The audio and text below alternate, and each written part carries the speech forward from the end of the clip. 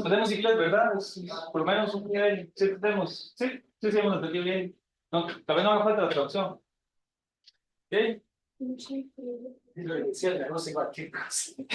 Además de que no es del todo precisa. Ahí suena traducción, cualquier cosa. Es traducción, pero sí, es un experimento.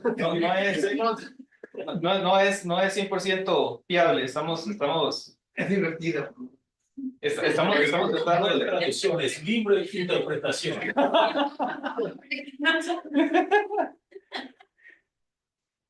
Es que es inteligencia artificial y está aprendiendo, entiendan, está chico. Ah, sí. ¿Empezamos? Okay.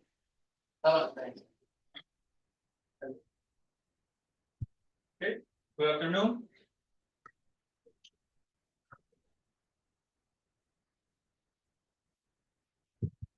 Okay. So thank you for coming. We are now going to start with the next talk for today. In this case, we have Professor Yanis Misiu from the University of Rio de Janeiro, Brazil. He's the president of Logical Universal Association and the editor-in-chief of South American Journal of Philosophy, and he's also the creator of the World Logic Day. This talk is entitled The Hexagon of Opposition and Its Many Applications. Yes? So I will mainly focus on the hexagon, but before that, I will say general comments about the special position. First part. Okay, so we have to understand what is the meaning of this theory of the special position. First of all, it's good to have a general perspective about logic. So, because the theory of opposition is a logical theory, it's part of logic, you can say.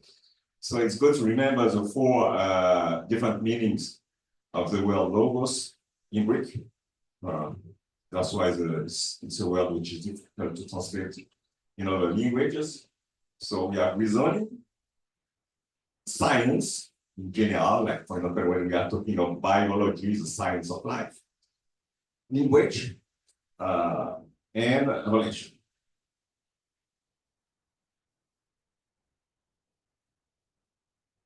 So, in ancient Greece, human beings were defined as logical animals, which is translated in Latin as rational animals. And as Pablo was saying, I created the World Logic Day, which is every year, January 14. This day was chosen because it's a kind of really coincidence. At the same time as the date of birth of Albert Tasky and the day of death of Kurt Gödel, the most famous tradition of the 20th century. So you are welcome to organize a celebration at the university. We have a celebration more than one. So we start in 2019, and I have a poster for the next edition, which will be the seventh edition. This day was recognized by UNESCO the same year as it was created, and there's events going on everywhere in the world. I would like to make a distinction that I have explained in detail in the paper, which is called Logic is not Logic. What is it? What it is? Well, we can make the difference with logic with a big L and a small l, like it is done for history. So logic, what I call logic with a big L is reasoning itself. And the science of reasoning with a small l, like the case of history. This is very important to make this distinction. Because, for example, when we are talking about, let's say, classical propositional logic, what can we say? Is it reasoning or is this part of science of reasoning? The reason why there is the same word is because there is a close connection between the two. But in principle, the classical propositional logic, for example, is science of reasoning. part of the science of reasoning. Well, so we are saying that human beings are rational animals, and we can ask, well, and what about other animals like cats, dog, and monkey? Well, they can reason up to a certain point, but what is clear is that they are not we never develop the science of reasoning. So if we make clearly the distinction between reasoning and the science of reasoning, animals, other than human beings, they can of course reason in some way, maybe not in very similarly so close to human beings, but they are able to have an interesting reasoning. But on the other hand, they are not developing the science of reasoning. So this makes a clear distinction between human beings and other beings.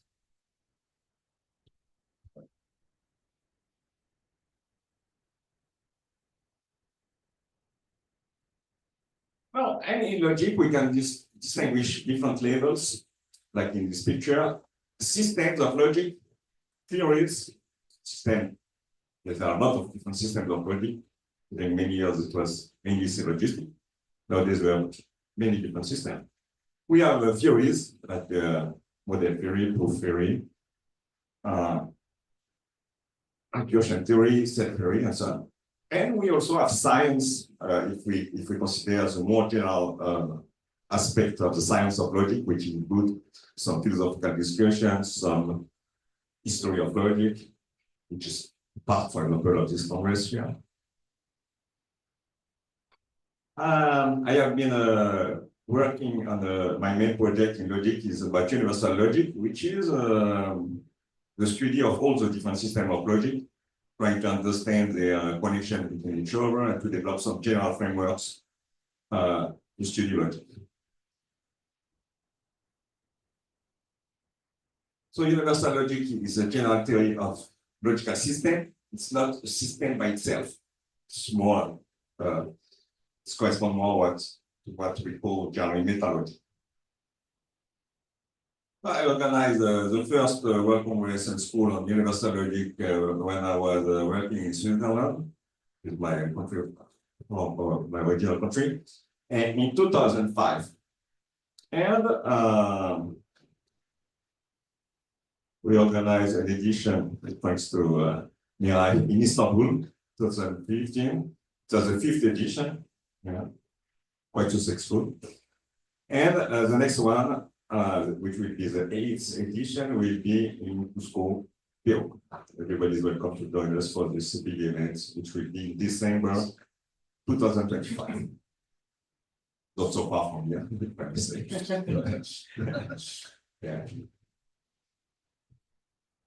And then, so after organizing this big congress on universal logic, I decided to launch another series of events, starting in the same city, Montreux, which is a very nice place, by the lake. And then, now we are in Costa Rica, and I'm very glad that we are organizing now the 8th edition here in Costa Rica. Thanks for the organizer. Well, and so theory of opposition, we can talk about the square of opposition, but we are using this expression square of opposition. But when we are talking, when we are using this expression square of opposition, we are not talking only on the square of opposition, but about the theory of opposition. We use this. We still use this expression because the square itself is the most typical example of different diagrams that we have in the theory of opposition. So here the square, where we have these three notions of opposition. I introduced the color for the square in 2003, and I think it's very useful to use color because we visualize directly the different opposition. And we can have on the right here, we can have let's say, set theoretical interpretation of the three notions of proposition, which correspond to, for example, concepts or different kind of situation. It's good to see these two aspects about the notion of opposition. What is interesting about the theory of opposition? It's very simple framework that everybody can easily understand.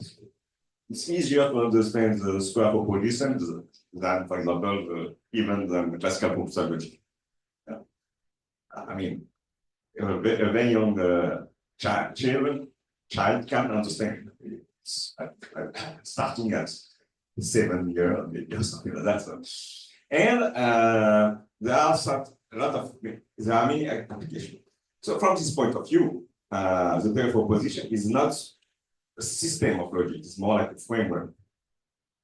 Conceptual framework, you can say.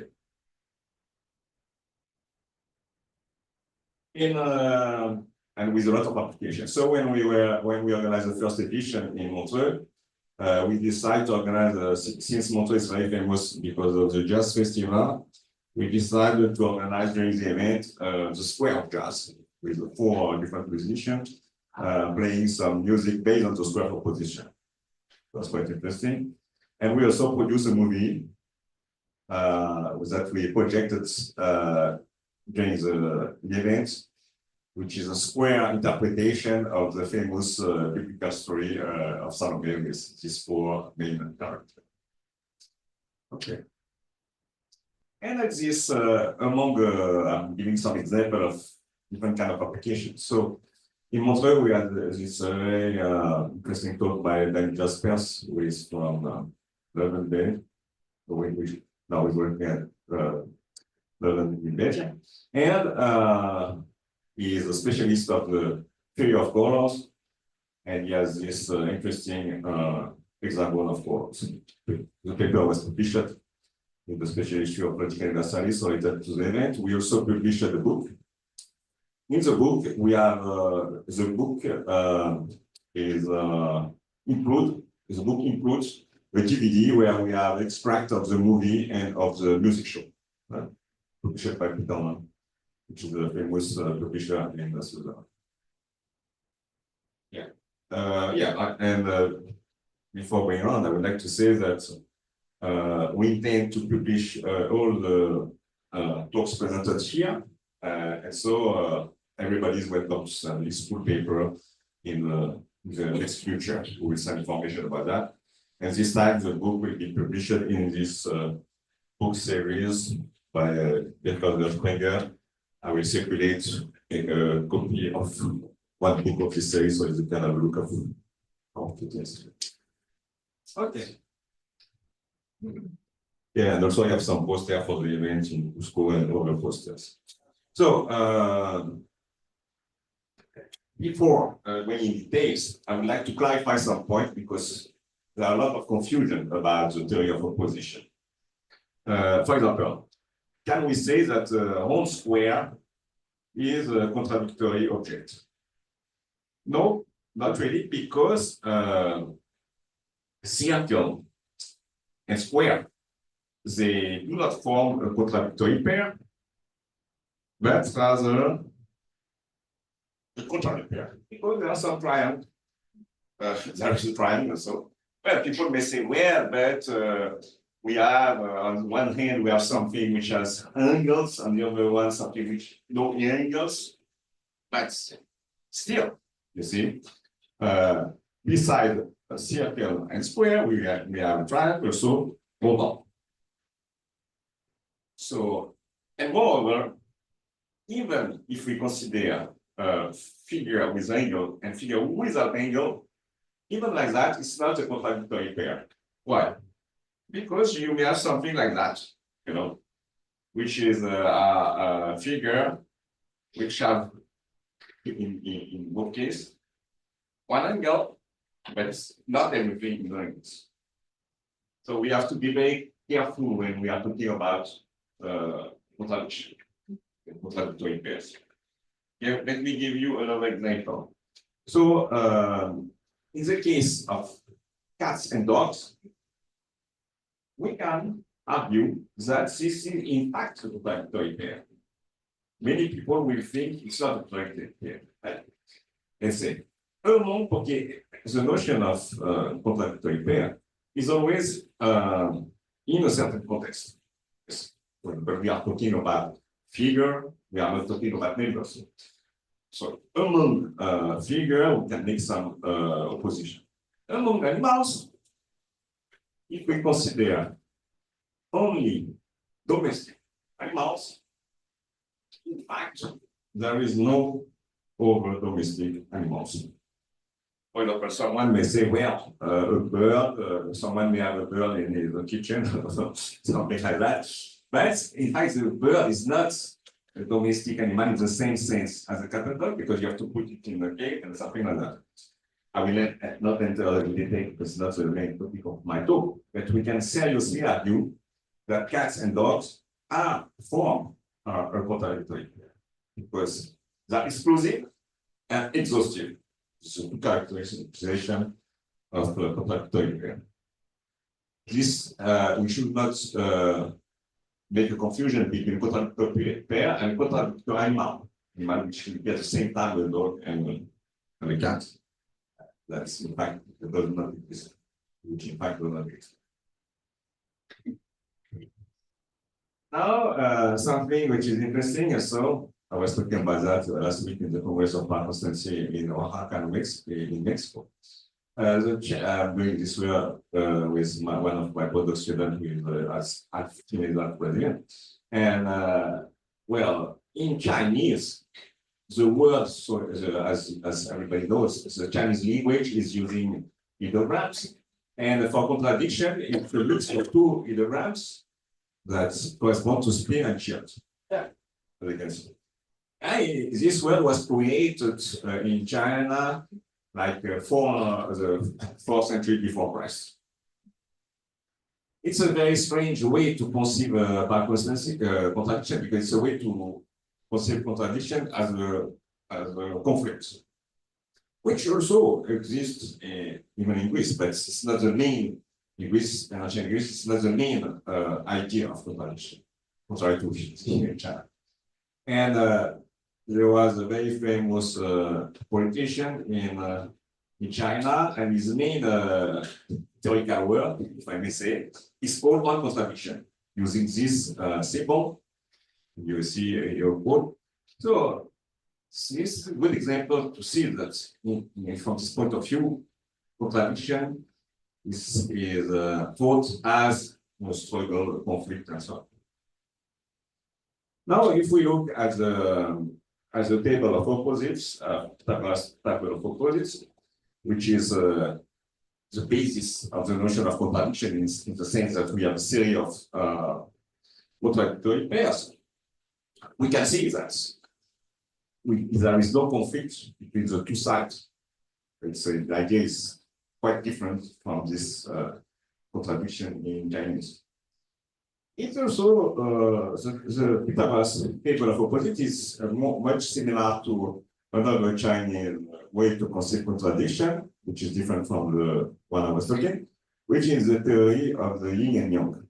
Because here again, you don't really have a conflict between the two sides.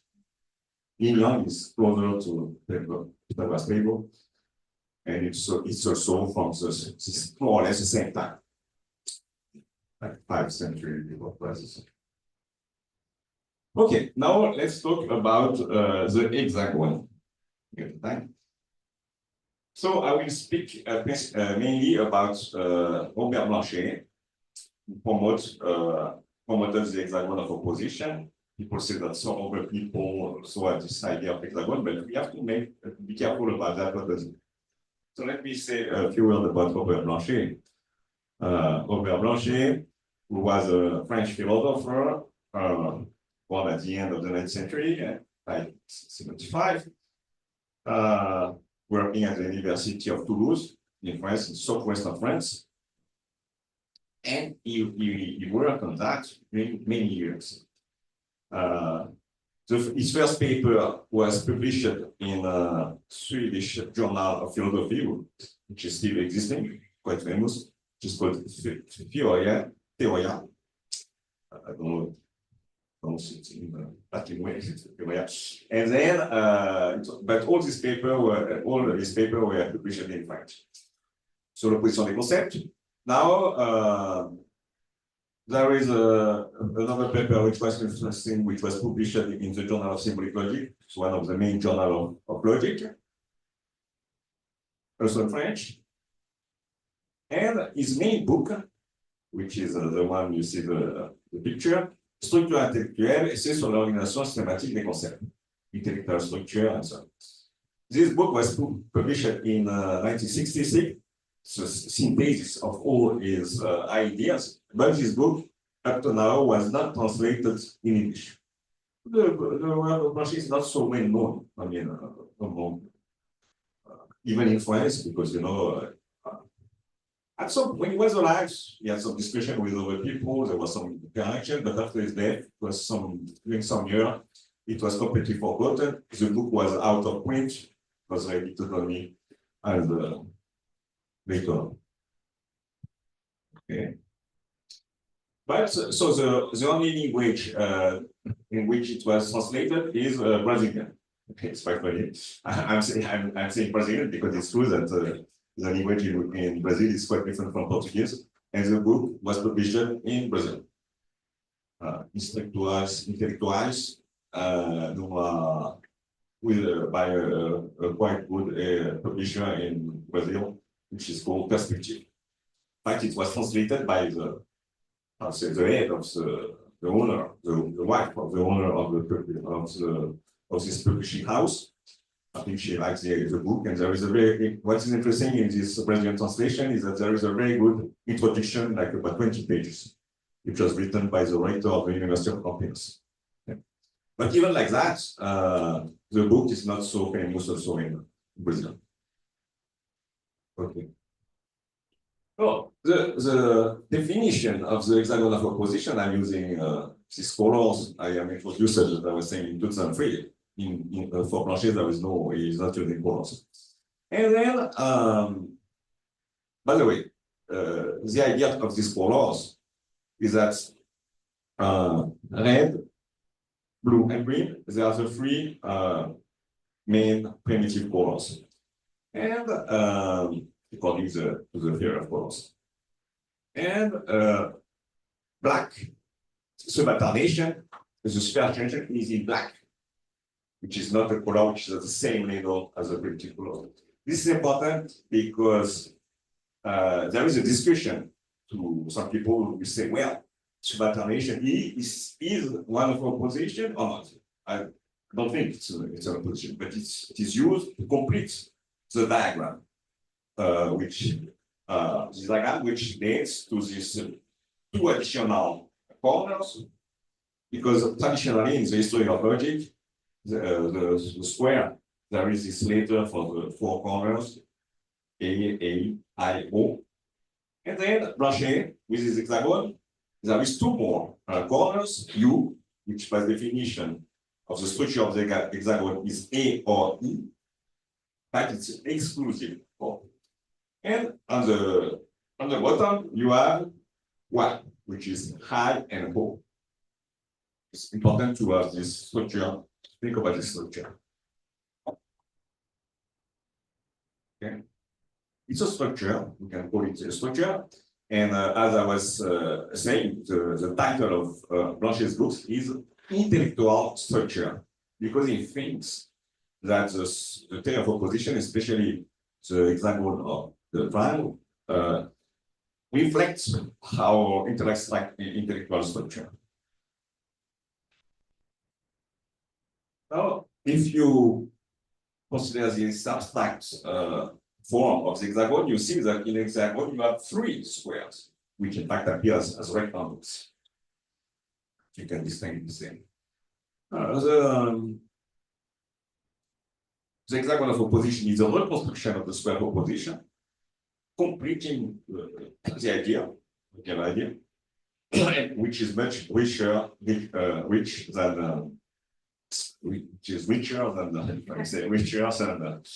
the square.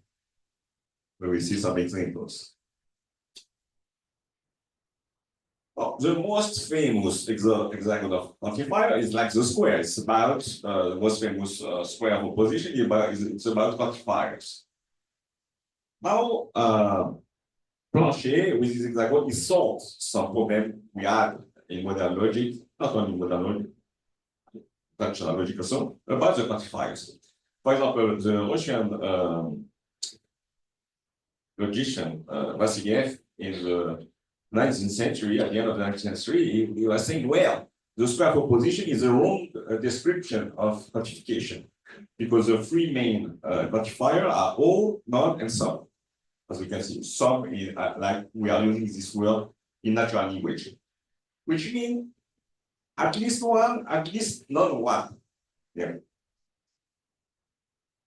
Because when we are saying some people here have, let's say, a blue shirt, it means at least one and not all, at least not one.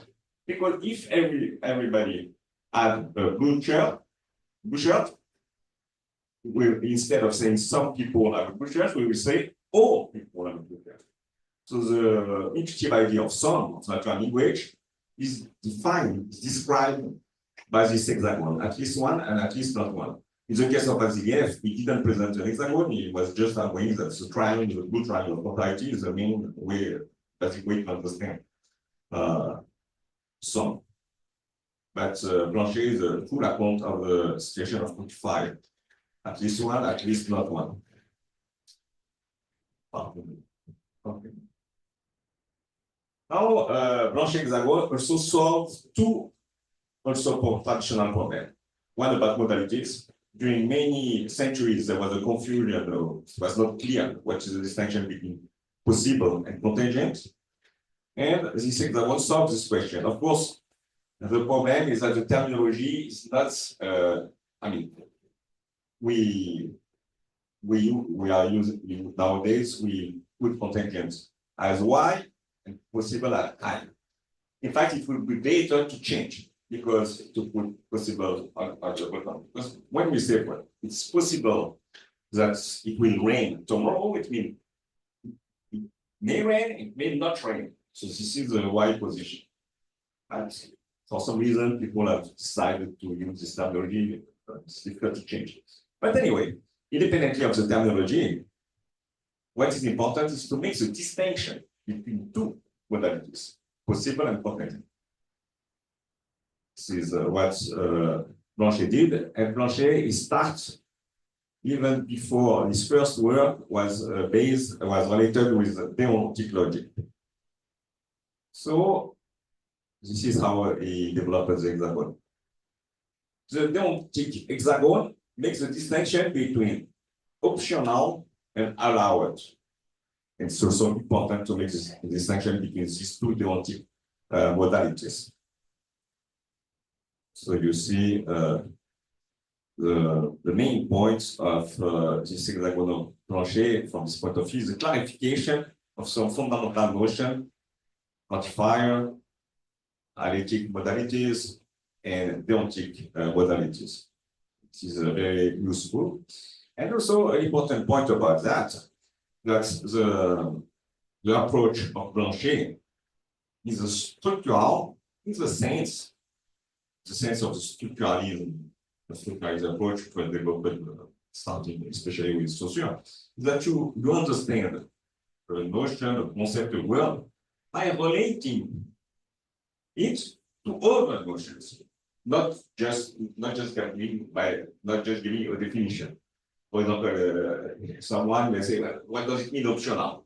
Say you will give a definition.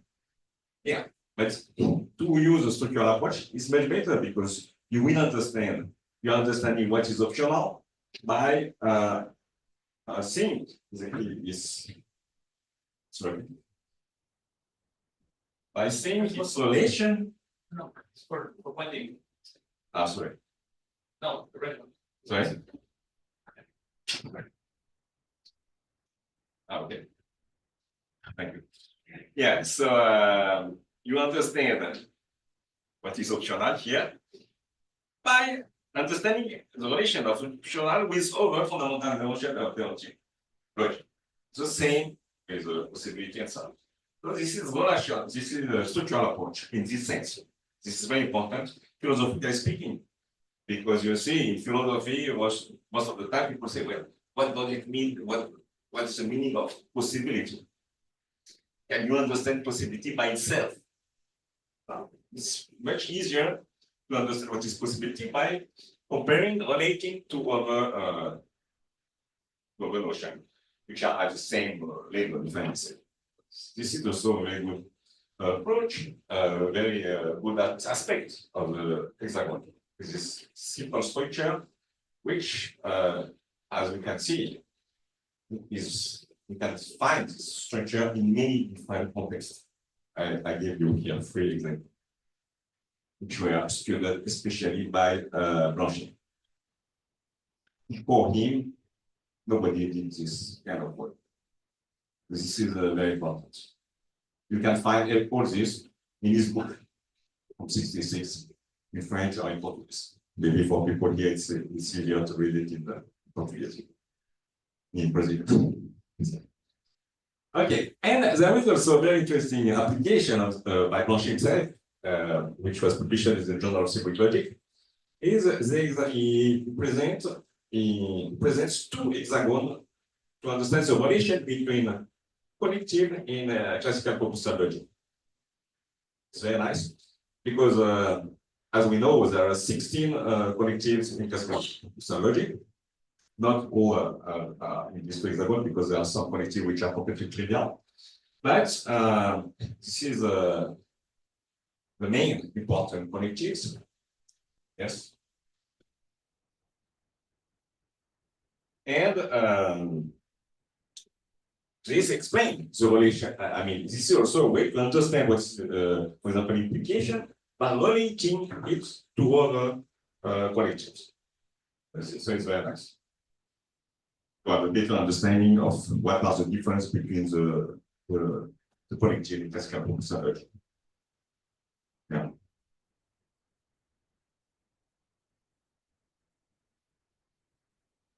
Also, Blanchet gave an example to the notion of order hexagon, which is in fact the relation of order when we have a partial, when we have a total relation of order. If we want to make an hexagon with partial order, it will give us something like that. Well, so there is a difference between all this hexagon presented by Blanchet with some other hexagon which are just, in fact, hexagons in its geometrical sense, without this structure of opposition. For example, if you look at the entry on Wikipedia about cognitive science, you will see this hexagon. But this has nothing to do with Blanchet hexagon. Just to put some things like that. So it's completely artificial, intelligence. But you have to understand the distinction between Blanchet hexagon. It's not only polygon. I mean, before Blanchet, people produced different other figures of the square. There was octagon and decagon and something like that. But the important point of Blanchet is not just a polygon. You have the structure like in the square. Okay.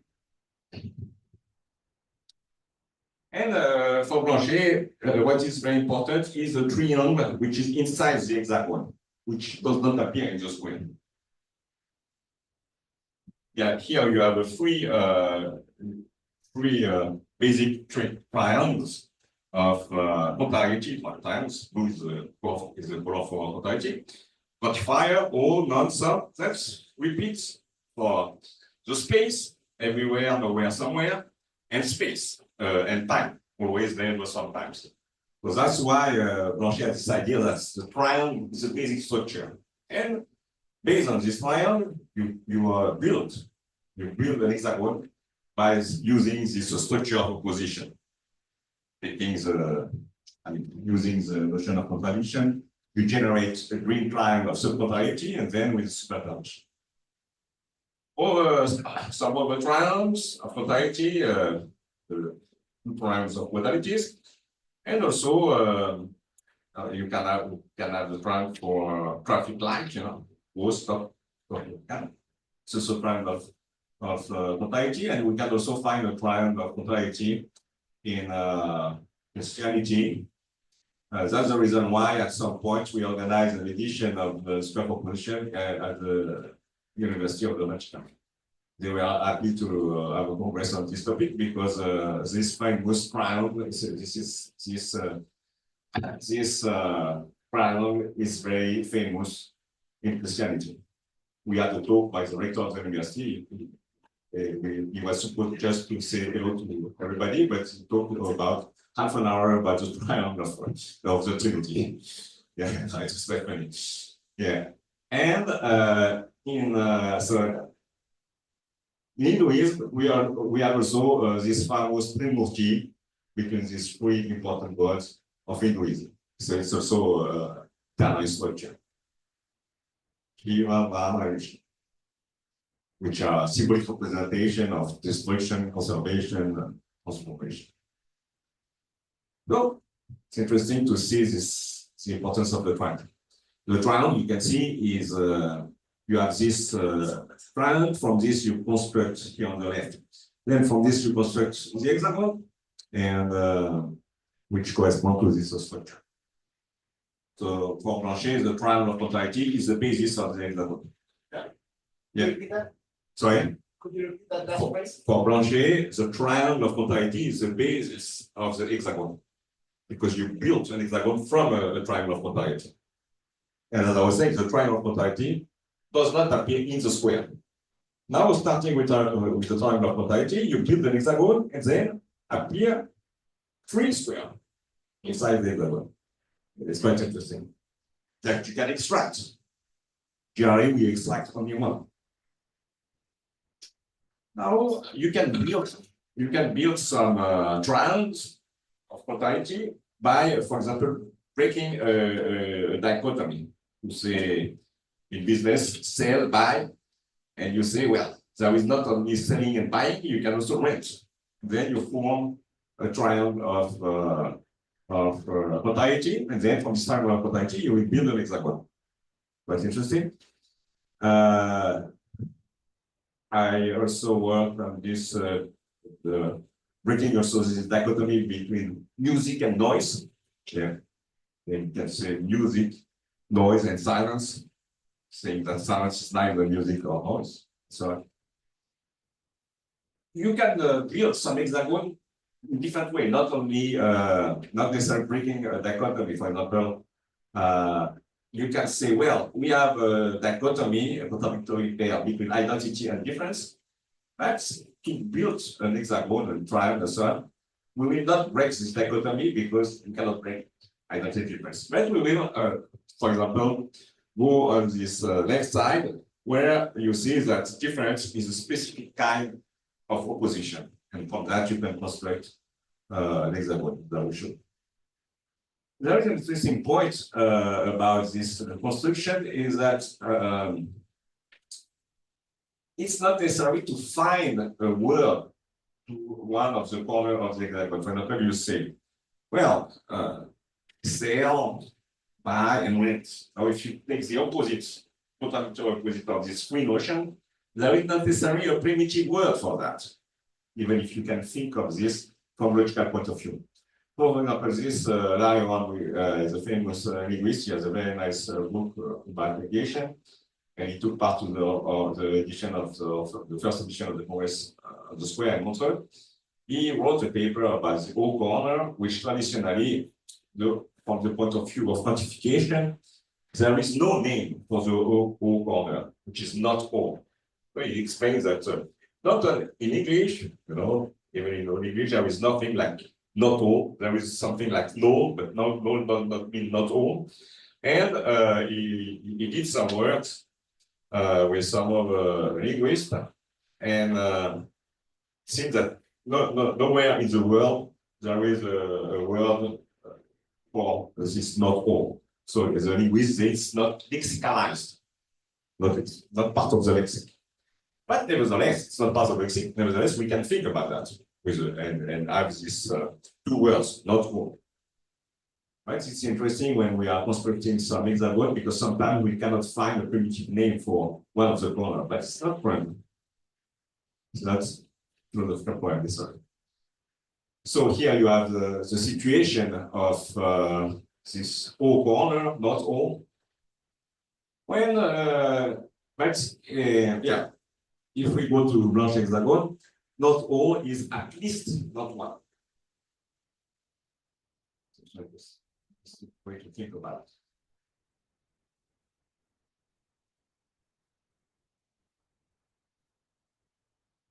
Another interesting point about lexicalization is that, in some sense, we don't have a lexicalization of the notion of contrariety and subcontrariety. But we have the notion of contradiction, contradictory. Yeah. Now, for the technical theory of the square proposition, everybody knows this word like contrariety and subcontrariety, but they are not used in everyday life. So, in this sense, we can say that they are not lexicalized in everyday in natural language, like some of the words from science, like some of the technical words in science. And this is very interesting because what does it mean? It means that people don't think about contrariety. They don't make the distinction, and most of the time they make a confusion between contradiction and contrariety. So it's a very important fact. And this is very strange because this distinction is easy to understand, and it was done more than 2,000 years ago. And it is still not in everyday language and everyday thinking. People don't think about that. They make confusion all the time between contradiction and contrariety. I did some research work about in English, about the English language, about this vocabulary. It's quite interesting. But of course, it's never defined properly, only in the theory of proposition. Now, in this, as part of my talk, so like 15 minutes, I will present some hexagonal propositions that I have developed along the year. Because I'm mostly interested, not only, but I'm mostly interested in the hexagonal proposition, and I guess I suppose that you are convinced that the hexagonal proposition is a very interesting structure. Well, I have tried to apply this structure to many different situations, and to begin with, it is very, very interesting that we can apply the theory of proposition to itself. I will show you. It's really nice. Because now, before that, let me say a few words, something about this. I want to say that before I was working on the theory, I started to work on the square proposition because my main research at some point was about negation. And so you see, you have this hexagon, this octagon of opposition, which was developed in the first part of the 20th century, presented by some different people. And I don't know exactly who was the first, but you know, to explain the relation between the modalities, you have the square of the modalities, that in some sense everybody knows. And then you think, well, but where is P and not P? But if you have a standard modal logic, like S5, you have this structure. This are P. I didn't put the subalternation, but you have this structure of subalternation, which explains the relation between not only with the but also with negation. But you see, I was not very satisfied by this octagon, so I decided to reconstruct this structure with using basically the hexagon. So what is going on? Then you can, from this octagon of opposition, you can present this octagon of opposition with 3 different hexagons, which at the end have all these the corners. And then if you want to understand the structure, the relation between all these all the corners, instead of using an octagon, you can use a polyhedron,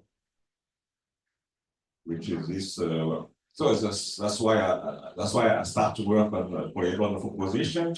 And one of my students did a PhD with me in Switzerland about that. It is the main topic. And at this point, I entered in touch with the people in Belgium because there was a guy, Hans Messier, from the University of Leuven, that people from Leuven know. He was, I was not a specialist on polyhedron, so I was looking at the web and so on. I find he liked very much polyhedrons, polyhedron and so on, so he was something like that. So I start to talk with him and he start to develop more the question of the theory of opposition. He was also one of our participants in the first edition in Montreal and the organizer of the previous edition in 2022 in London. Okay, but I will not speak today about polyhedron. So, theory of opposition applies to itself. Because you can make the free notion of opposition, you can build a triangle of contrariety, you know, contradiction, contrariety, subcontrariety. It's very funny. These three notions, they form a triangle of contrariety. Because each of them is opposed in the sense of the notion of contrariety. Well, so it's a good way to understand the relation of these three notions. There are three notions of opposition and nothing else. What you have, when you build your hexagon here, you take the opposite of contrariety, which is contradiction or subcontrariety. And you can try to find the names. What I try to do is hexagon. You can try to find a name to put exhaustivity. Now, at the top, incompatibility. Something which is either contradiction and contrariety, and which is contradictory of subcontrariety. And for the whole corner here, if someone has an idea, find a name for that, really nice. Okay, now I also applied the hexagon of opposition to some in a methodological way for the turnstile, the consequence relation, which can be either considered from the theoretical point of view or from the semantical point of view in model theory. And it's very interesting to see that we have an hexagon which is a good explanation of what is the relation between a proposition, okay, and a theory, which is something completely new in modern logic by opposition interaction logic, because what you have at the bottom corner is the situation of the incompleteness theorem for arithmetic, famous term by Gödel, where you have a proposition K, which is not a consequence of parallel arithmetic, and also its implication is not a consequence of parallel. What we can call incomplete, as a theory T, parallel arithmetic is incomplete, this is well explained by this diagram. So you have 6 positions in modern logic to explain the relation between the theory and the proposition. Before that, people in mathematics have no idea about the way to explain that, or they will say some confusion, the way to speak between truth and falsity or something. But it's a nice way to apply example to this relation.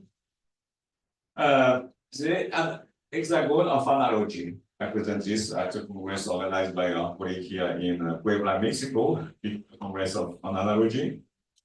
We are talking about analogy. How to understand analogy. So this is an example where, if you want to understand a notion, it's good to relate it with other notions. So here, I built this hexagon where we have, I was explaining, we are not breaking the dichotomy between identity and difference. And we're not breaking, but we are adding some novel notion. Difference is a particular case of opposition is a particular case of difference, and identity is a particular case of similarity. And then analogy is explained by this hexagon as some difference and similarity.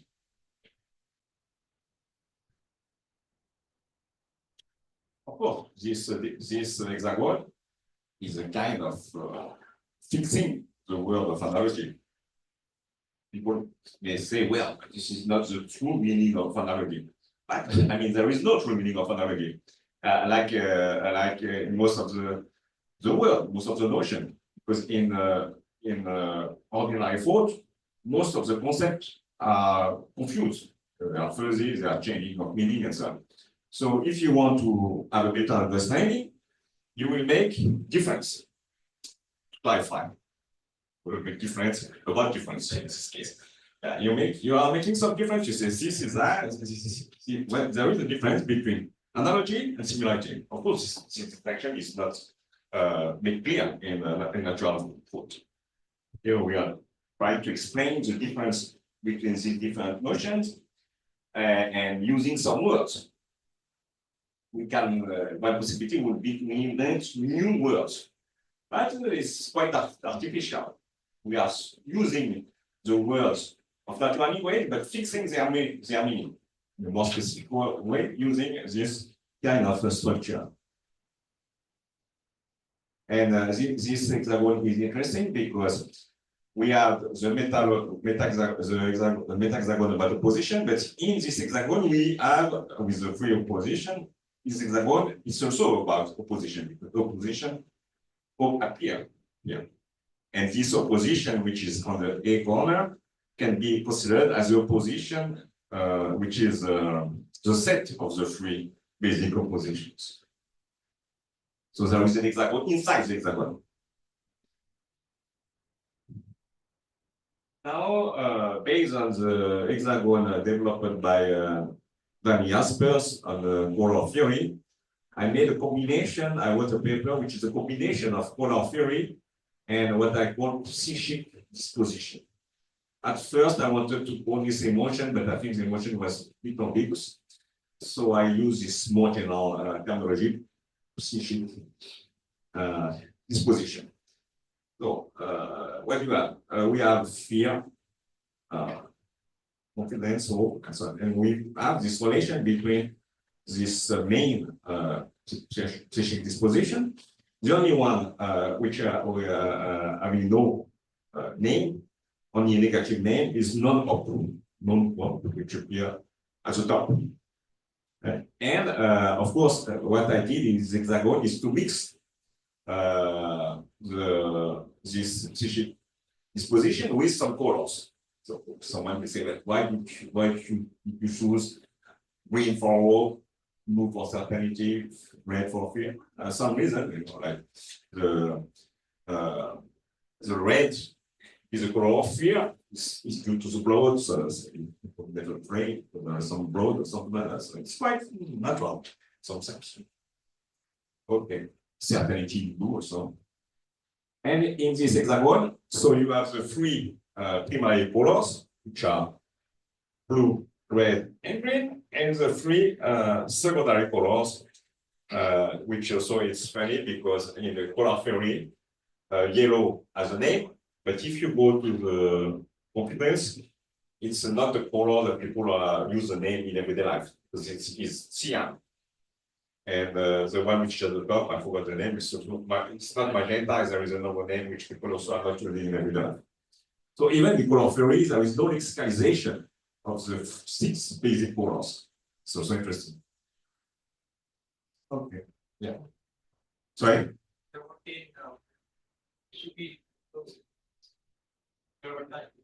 Out of time? Yeah, okay. Yeah.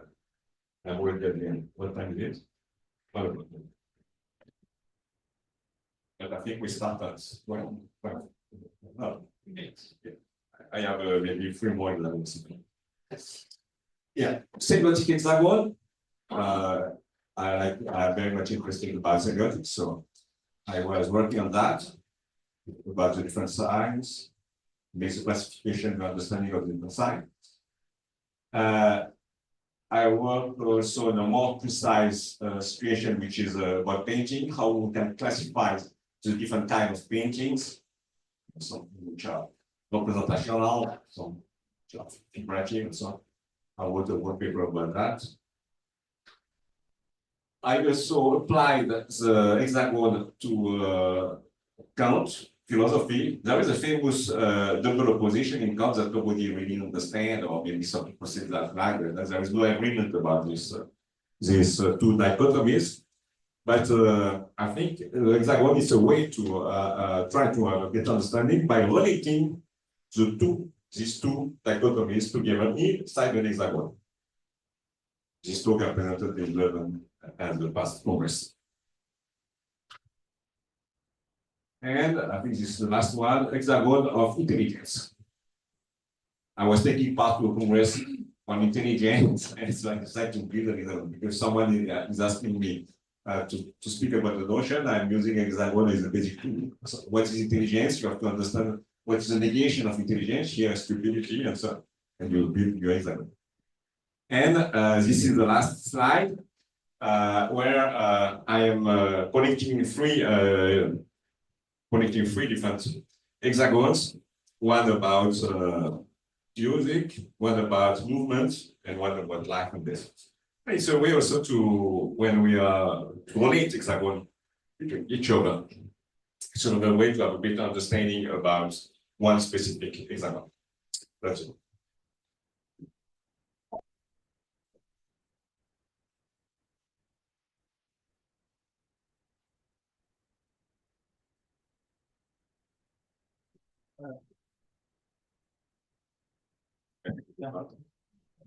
Okay, thank you very much for the talk. We now have time for a couple of questions. Alex?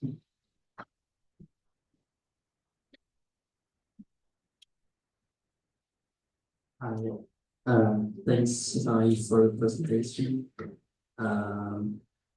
By the way, this nicely fits together with my presentation later on about opposition of structures and so on.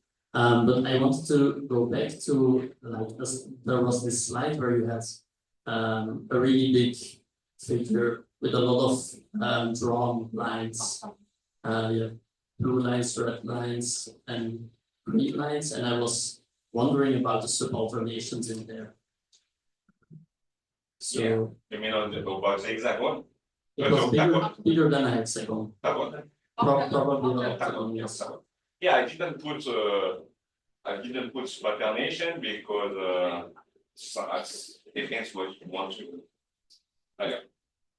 Or sometimes I don't put alternation because depends what you want to emphasize, and also because alternation, as I was explaining, is not an opposition. But yeah, you can put the black arrows there, but it's also a bit dangerous because according to the modal logic, this is different system of modal logic. The alternation may not be exactly the same.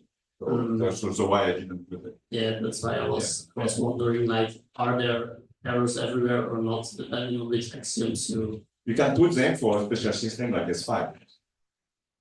Necessary P implies P. Yes. And P implies possibility. Yeah, that's the idea. So it's easy to complete the diagram, but this octagon has not the same structure as an hexagon. So that's also the difference. That's why I prefer to work with hexagon. You? Any other question? Yeah.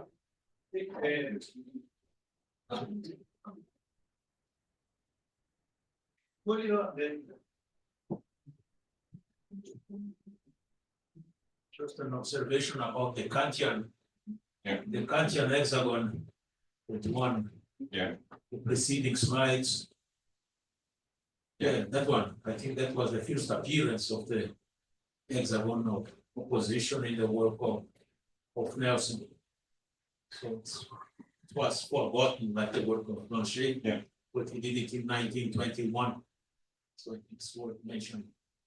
Yeah, by the way, we had a talk by him at the previous Congress in London, and he published it in the reality together. But I have to check the details. It was using exactly the same structure for the count. Yeah, nice. Can you draw the entire? Yeah. He draw it partially, and then in the text explain all the relations. Escuela de Filosofía. Thank you. Very nice presentation, very good, very clear, and I think this is the right moment to ask this question because I have always had these questions. And when I see the diagram, I can clearly see like that only solar nation has an edge or an arrow. Now, Yes, only solar nation. It's kind of implication we are talking about this here, but what kind of implications it can have? This is an arrow, yes. Right. But I'm wondering why don't we use the reverse arrow? In the sense that, for instance, if the subaltern is false, then the superaltern is also false. Because usually we say the universal is true, then the particular is true, and that's why we use the arrow, the downwards arrow. Yeah.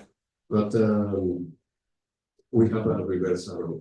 Yeah. The downward is Opposition. Yeah. You can have what opposition, but you see, it's not necessary to include it in that diagram because this is a consequence, logical consequence of the situation. What is nice in the hexagon is you see the structure is completely symmetric. That's a very good point about hexagon of opposition, which is not the case of hexagon of octagon or something. This is completely symmetric. You know, you have these two arrows right there and there, and meeting at some point. So you can symmetric reverse everything. So the good point, and you can interpret from syntaxical point of view as the subordination as strict inclusion. If you think about concept, you say if you instead iconic and symbolic, here are properties, but you can say, well, you can consider this property from the extensional point of view. We say iconic signs are strictly included in the set of symbolic signs. All iconic signs are symbolic, but you have some symbolic signs which are not iconic.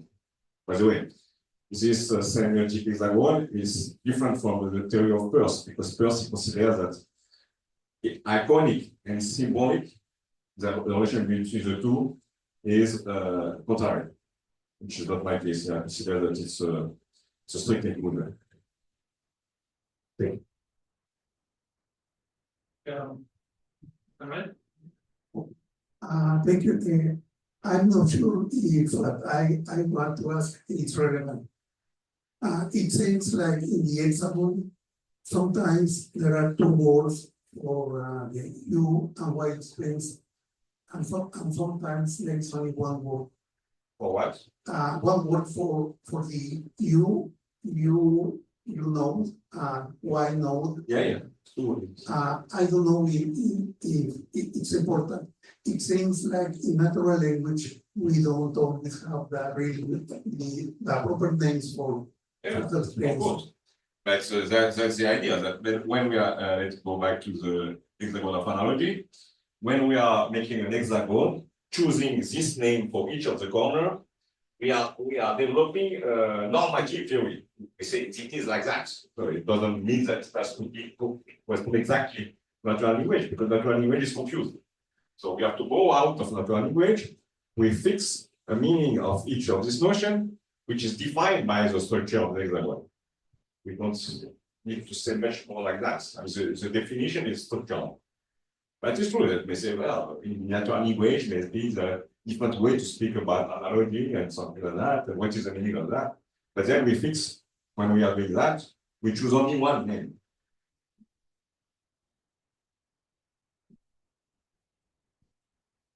Any other question? Thank you. If I understood correctly, this would be like a graphic depiction of a general theory of opposition. Sorry? If I understood correctly, this could be a graphic depiction of a theory of opposition, right? How far or how close are we to the Aristotelian exercise in that regard? But sometimes they remind me of Aristotle's exercise, sometimes good distance from that. Could you comment on that, please? Well, as we have seen, especially by with the talk by Ryan the first day, there is no, I mean, the Aristotle is very difficult to understand because he's changing the words. At some point, he says that subcontracty is not really an opposition. He's not using this word because it's Latin version of this. So it's not clear. I mean, my relation with Aristotle, I would say, would be the same with natural language. Not maybe a natural food. Maybe, of course, Aristotle is something more sophisticated, but I am not trying to say this is exactly what Aristotle was thinking. That's not what I want to do. I just want to make a normative theory by the theory of opposition, which is explained by the theory of opposition itself. So that's the idea. So I fix in this hexagon, we are fixing the definition of contradiction, contrariety by an hexagon. Yeah, that's. Is there any other question?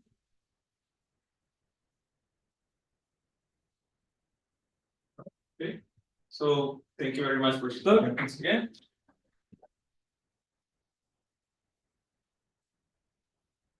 Okay, we're having a break for lunch. We're coming back at 2:30 p.m.